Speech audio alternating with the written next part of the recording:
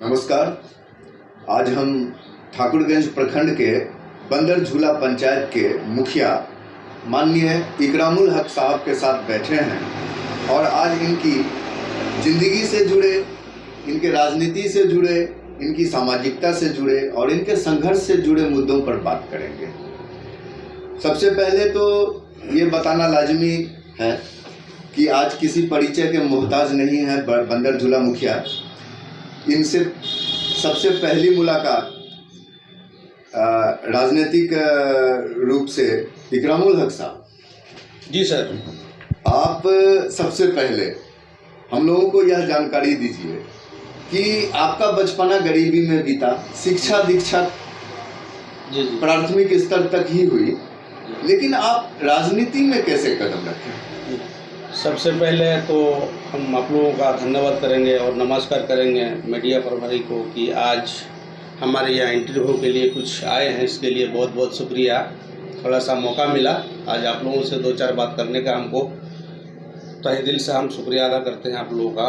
देखिए, बचपना जो हम गुजारे हैं बहुत ही संघर्ष किए हैं। एक हम किसान का बेटे हैं और स्कूल में तो पढ़ा लिखा हमने किए नहीं, मदरसा में गिलाहबड़ी बचपना में जाया करते थे और उसी टाइम निकाल के हम लोगों को भैंस, गोरू, धान, खेत सब देखना पड़ता था, इसलिए पढ़ाई लिखाई में उतना ध्यान नहीं दे पाए और उस टाइम शिक्षा का उतना चर्चा भी नहीं थे, इसलिए हम लोगों का बाप चचा जो थे उतना पढ़ाई लिखाई में ध्यान नहीं दिलाया और हम लोग इसलिए थोड़ा सा बिखरे हुए हैं कि पढ़ाई उतना नहीं किए, दो चार क्लास तक ही सीमित रह गए। एक गरीब घराने का लड़का, अचानक उसके मन में राजनीति का ख्याल कैसे आया?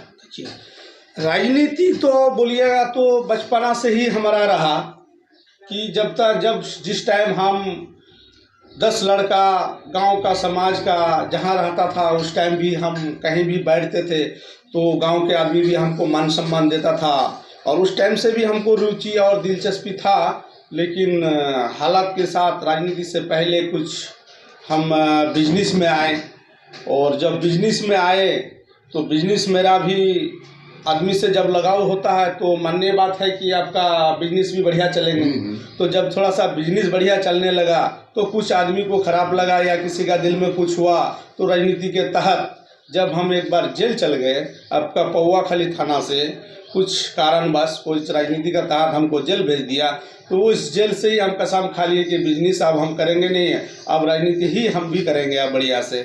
उसी टाइम जेल से आने के बाद हम अपना राजनीति को आगे बढ़ाने के लिए जहाँ जो हुआ हमसे गरीबों का मदद, कहीं कोई बात हो गया उसको सुलझाना, किसी को आज तक हमने ना 10 रुपया थाना में लगने दिए, ना कहीं कोई किसी को जाने दिए, कहीं भी हमसे जो हुआ वो हम आप गरीबों का मदद करते रहे। मतलब आप सेवा भाव जी लेकर राजनीति में आए? जी, सेवा। आपने जो झेला, आपने जो साजिश झेली जी, आप उसको किसी और पे दोहराने के खिलाफ हैं। जी जी, जिस वजह से आप सोचे कि आप सामने आके राजनीति करेंगे। जी जी जी। तो राजनीति में पहला कदम रखे जी आप मेरे ख्याल से 2011 में। 2011 में जब पंचायत चुनाव आया तो उस टाइम हम पंचायत चुनाव में समिति का पद में लड़े डायरेक्ट। जब कभी हम वार्ड मेंबर से आदमी को शुरू करना चाहिए, लेकिन मेरा दिली एक तमन्ना था और हमको दिली विश्वास था, इस बंदर झूला पंचायत के ग्रामीण से हमको विश्वास था और यकीन था, इसलिए हम डायरेक्ट ही पंचायती में लड़ना शुरू कर दिए डायरेक्ट। कभी एक पंच मेंबर भी हमने नहीं लड़े। तो जैसे हम नॉमिनेशन किए और चढ़ बढ़ के इस तरह हिस्सा लेके हमको वोट दिया कि आज तक भी हम उन लोगों का शुक्रिया अदा करेंगे कि 1800 कुछ वोट हमको उस टाइम में दिया था। 2011 में हमको वोट दिया, वो अब हमने जीत हासिल किए। जीत हासिल करने के बाद वो बहुत लंबा कहानी है। मुश्ताक भाई उस टाइम प्रमुख रहा करता था और हसनैन बाबू प्रमुख रहा करता था। इस बीच में हम लोग को भी उठा के ले गया प्रमुख बनाने के लिए और बनने के लिए। फिर वहाँ से मन बनाए कि नहीं हम भी कुछ प्रमुख का हिस्सा लेंगे, तो हम जाके बात अड़ गए कि हमको एक पद चाहिए, अगर आप हमको उप प्रमुख देते हैं तो हम आपको प्रमुख का समर्थन करेंगे। क्योंकि इसमें कुछ हमारा जो सरसावादी है 4-5 आदमी मेरा साथ भी समिति जीत के आए थे। तो हम लोग बात रखे थे कि देखिए हम लोग पिछड़ा हैं और हम लोगों को प्रखंड लेवल में एक पद चाहिए। तो हसनैन और मुश्ताक भाई हमारा बड़ा भाई है, लेकिन उन लोग ने इनकार किया। तो फिर हम अपना 4-5 आदमी को उसी टाइम लेके आ गए और आके रहीमुद्दीन उर्फ हैबर बाबा को हम लोग ने प्रमुख बनाए और हमको प्रमुख का पद दिया, हमने प्रमुख रहे। अब तक का आपका राजनीतिक सफर कैसा रहा? राजनीतिक सफर बहुत ही अच्छा रहा मेरा। उस टाइम भी देखिए जब हम प्रमुख बन गए, बहुत आदमी तो तहा मच गया कि भाई ये क्या हो गया, एक सरसावादी में प्रमुख बन गया, वो भी प्रखंड प्रमुख। बहुत हल्ला चल्ला हुआ। उस टाइम से आदमी हमको जानने लगा और बहुत ही आदमी मतलब आश्चर्य हो गया कि ये कैसे वो प्रमुख बन गया, इतना है पूरा प्रखंड में। अब तो जान ही रहे हैं कि ये पूरा इलाका सुरजापुरी इलाका है और एक सरसावादी होने के नाते हम एक प्रमुख बन गए। थोड़ा सा तहलका मच गया। मचने के बाद फिर कुछ दिन के बाद फिर राजनीति का तहत हम पर अविश्वास लगा दिया, प्रमुख पर अविश्वास लगा दिया। लेकिन प्रमुख पर अविश्वास लगाने के बावजूद फिर प्रमुख तो चला गया, हमने मेरा सीट फिर बरकरार रह गया, फिर हमने जीत हासिल कर लिए, फिर और तहलका मच गया।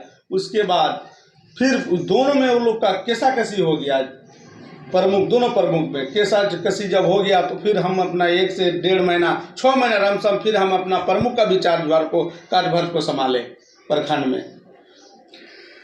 लगातार स्थानीय राजनीति करते हुए 2019 में आप राज्य स्तरीय राजनीति में प्रवेश किए। आपने आरजेडी की सदस्यता ली और आपको राजद ने सम्मान देते हुए प्रखंड अध्यक्ष ठाकुरगंज बनाया।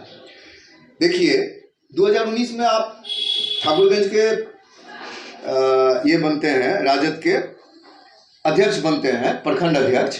और 2020 के इलेक्शन में राजद को आप ठाकुरगंज से सीट दिला देते हैं, ऐसी चर्चा है। इसमें क्या कमाल है? राजद को सीट दिलाने का जहां तक बात है हम आपको बताते हैं कि देखिए जब हम 2019 में हमको प्रखंड अध्यक्ष बनाया गया, कोई कमल गुप्ता थे ठाकुरगंज के, उन्होंने सिर्फ हवाई में प्रखंड अध्यक्ष थे, कोई नीचा स्तर में काज किया नहीं। हमको जब ये कार्यभार संभाला, हमको जब लेटर दिया, प्रखंड अध्यक्ष बनाया, सब चुन के बनाने के बाद सबसे पहला काम हमने किए प्रखंड का, पहले हम प्रखंड लेवल में पहले हम अपना कमेटी बनाए, 11 आदमी को सचिव बनाए, महासचिव बनाए, फिर कोषाध्यक्ष बनाए, जिसको जो पद देना था 11 आदमी का हम कमेटी बनाए चुन के प्रखंड में, जो बाजप्ता लिस्ट मेरा पास है और माननीय हमारा जिला अध्यक्ष सरकार सरवर बाबू के पास हम भेज चुके हैं। उसके बाद हर पंचायत में जा के पंचायत अध्यक्ष बनाए और पंचायत अध्यक्ष का नीचे फिर हम 11 आदमी को जोड़ने का काम किए, वो सारा मेंबर को भी जोड़ने का काम किए, 11 आदमी का पंचायत में भी जोड़े हम। उसके बाद फिर हम बूथ कमेटी को बनाए, बूथ कमेटी को जोड़े हैं। इस तरह कागज़ के साथ नहीं, मोबाइल नंबर के साथ और हकीकत ज़मीनी स्तर पे इतना कमेटी को हम मजबूत कर दिए। यहाँ मजबूत करने के बाद आप लोग तो गिनती में देखे लिए होंगे कि आपको दिघलबंग में कितना वोट मिला होगा आरजेडी को और ठाकुरगंज में कितना वोट मिला होगा, आप लोगों को भी सामने मिल चुका होगा हिसाब, और देख लीजिएगा। इस तरह हम काम किए हैं। जो प्रखंड अध्यक्ष बनने के बाद हम अपना मोहम्मद साउद असरार को हम जिताने का काम किए हैं, आरजेडी का सीट निकाले हैं और वो भी इतना जीत हासिल किए कि 26,000 कुछ वोट से हमने जिताए। ठीक है, ये तो जितना तो बदकिस्मती है हमारे माननीय तेजस्वी जी का, नहीं तो हमारा तो सरकार बनना चाहिए। इस 26 सीट में ये तो नीतीश कुमार कुछ चाल खेल के, जहाँ 1000-1200 वाला सीट है उसमें कुछ मतलब बेईमानी कर लिया, डीएम को दबाव डाला के, एसडीओ को दबाव डाल के ये तो बेईमानी कर लिया, नहीं तो सरकार तो अपना बनना तय था। लेकिन देखिएगा आज का आने वाला समय में यहाँ का मिट्टी भी आपको आरजेडी बोलेगा, ये तो तय है, इसमें कोई शक नहीं है। आरजेडी का सरकार बनेगा, तेजस्वी मुख्यमंत्री बनेगा और 100% बनेगा। चलिए, ये तो बिहार की राजनीति है। हम अपने ठाकुरगंज की राजनीति में वापस आते हैं। जी, आपने 2021 के इलेक्शन में त्रिस्तरीय पंचायती राज इलेक्शन में बंदर झूला पंचायत से मुखिया के पद पर जीत हासिल की है। जी, आप मुखिया के पद पे आने के लिए, जी, जबकि आप सक्रिय प्रखंड राजनीति में सक्रिय थे, जी, फिर से आप मुखिया के पद पे फिर क्यों खड़े हुए? फिर हम आपको बताते हैं कि प्रखंड लेवल का जो राजनीति है, इसमें क्या होता है कि नीचे स्तर में विकास नहीं हो पाता है।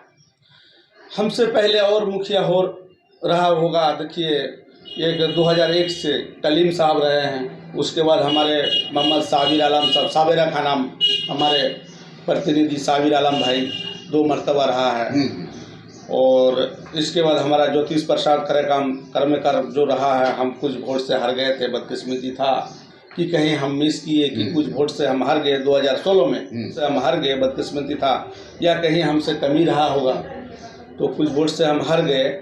उस टाइम भी हमको 1463 वोट मिला था, लेकिन कुछ वोट से हम हार गए, कुछ ही वोट से हम। फिर हम यानी आपके मन में मुखिया पद के प्रति तब से ही हमारा मुखिया पद का ये है इंटरेस्ट बना हुआ था। इंटरेस्ट इसलिए बना हुआ है कि मुखिया का एक गरिमा होता है, और बहुत ऐसा मुखिया आया और आ गया, लेकिन मुखिया का गरिमा को नहीं समझ पाता है।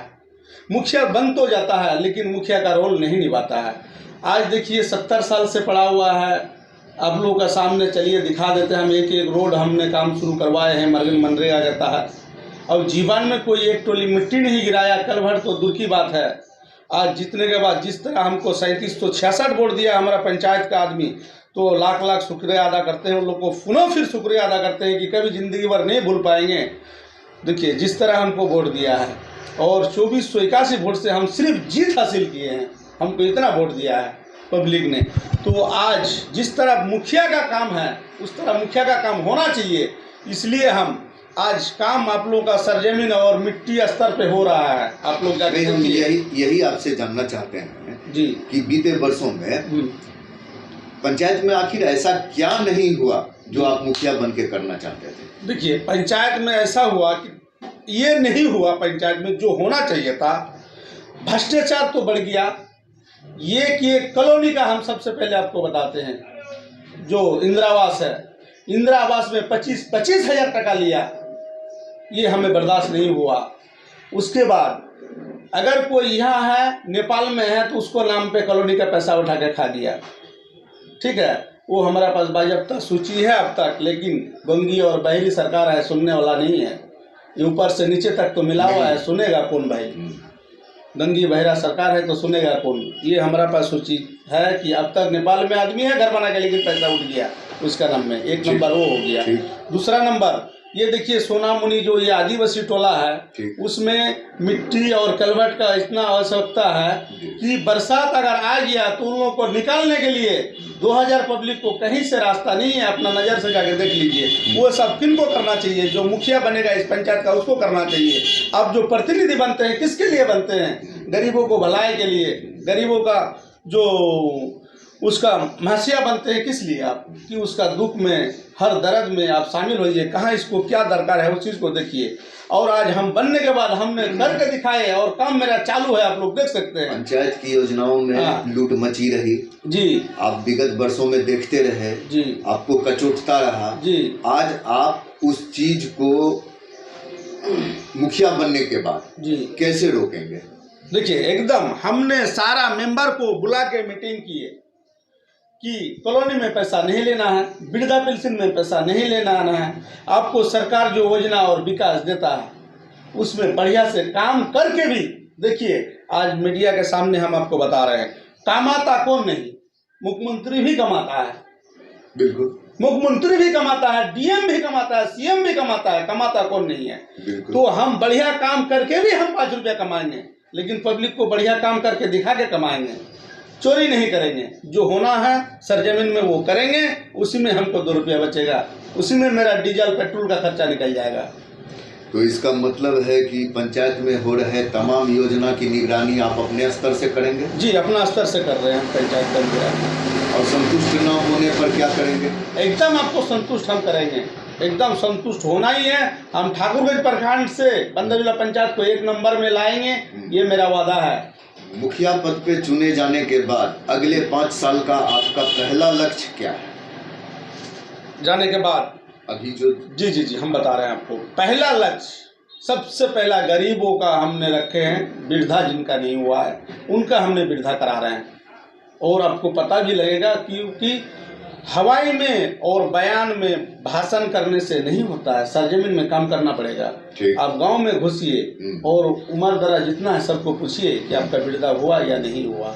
सबसे एक नंबर हम रखे हैं वृद्धा का काम, कि हर गरीब आदमी मजदूर जितना है उसको वृद्धा होना चाहिए। जो उम्र हो गया उसको वृद्धा होना अनिवार्य है, जो बेवा है उसको वृद्धा होना चाहिए। उसके बाद जो गरीब है वो कहाँ काम करेंगे, उसको 100-360 दिन काम मिलना चाहिए, रोजगार मिलना चाहिए। रोजगार में ज़्यादा फोकस है। सबसे ज़्यादा लूट मनरेगा में है जी। और जॉब कार्ड को लेकर के जो असमंजस की स्थिति है उससे आप भी वाकिफ हैं जी। फर्जी जॉब कार्ड धारी जी और सही मनरेगा लाभुक जी के बीच जी आप कैसे सामंजस्य बैठाएंगे? देखिए, आपने अच्छा परसेंट किए हैं और अच्छा ही बात है, इसमें घेरने वाला भी बात आपने बोले हैं, इसमें कहीं कोई शक नहीं है। देखिए, कहीं ना कहीं विकास को लाने के लिए नज़रअंदाजा इसलिए करना पड़ता है कि आजकल बहुत सारा आदमी है सर कि हमको यहाँ 50 लेबर का दरकार है, अब यहाँ हमको 10 लेबर मिल रहा है और इस 10 लेबर से मतलब मुश्किल हो जाता है काम कराने के लिए। तो मजबूरी होता है कि भाई जब कार्डधारी का हमको कार्ड लेके कुछ मजदूर को काम कराना, उसको थोड़ा सा 2-4 ठो लगाने का मतलब ये पड़ जाता है। लेकिन ऐसा नहीं है कि जब कार्ड किसी का और काम कोई करता है, वैसा भी नहीं है।